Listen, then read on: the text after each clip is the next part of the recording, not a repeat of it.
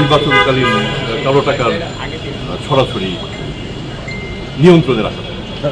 আমার প্রতিষ্ঠান সেই অর্থে রাজনীতির সাথে জড়িত নয়, তবে এই ধরনের বিষয়ে আমার মনে হয় সুনির্দিষ্ট মন্তব্য নির্বাচন কমিশন করতে পারবে। তো আমি সম্মত কারণ নাগরিক হিসেবে আমি প্রত্যাশা করব ওদের স্বপ্ন পূরণে পাশে থাকতে পেরে আমরা গর্বিত। নির্বাচনে সবাই যেন অংশগ্রহণ করে। এটা নিয়ে নির্বাচনে আসার সুযোগ নেই, একদমই নেই।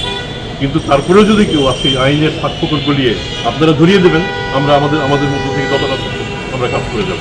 শুধু দুদক কেন, বাংলাদেশে অনেক প্রতিষ্ঠান আছে যারা এই কালো টাকার যারা মালিক তাদের বিরুদ্ধে কাজ করে যাচ্ছে। বাংলাদেশ ব্যাংক থেকে শুরু করে অর্থ মন্ত্রণালয়, BFIU এবং আইন শৃঙ্খলা বাহিনী সহ বিভিন্ন প্রতিষ্ঠান তাদের বিরুদ্ধে কাজ করছে। আইন কানুন ঘেঁটে দেখতে হবে যে শুধুমাত্র যেমন ধরেন আমরা যদি অভিযুক্ত হয়ে থাকেন, অভিযুক্ত যদি সাজাপ্রাপ্ত হয়ে থাকেন এবং সাজার একটা লিমিট আছে কোন পর্যন্ত সাজা, তো সেক্ষেত্রে এই অংশটুকু করবে নির্বাচন কমিশনের যে আইন, সেই আইনে আমরা শুধু তাদেরকে তথ্যটা আমরা দিতে পারবো যে এর বিরুদ্ধে এই মামলা আছে কিংবা এই সাজা হয়েছে। একদম সুনির্দিষ্ট এক কথায় বাণী, যারা কালো টাকা ব্যবহার করছেন আপনারা তাদের প্রত্যাখ্যান করুন।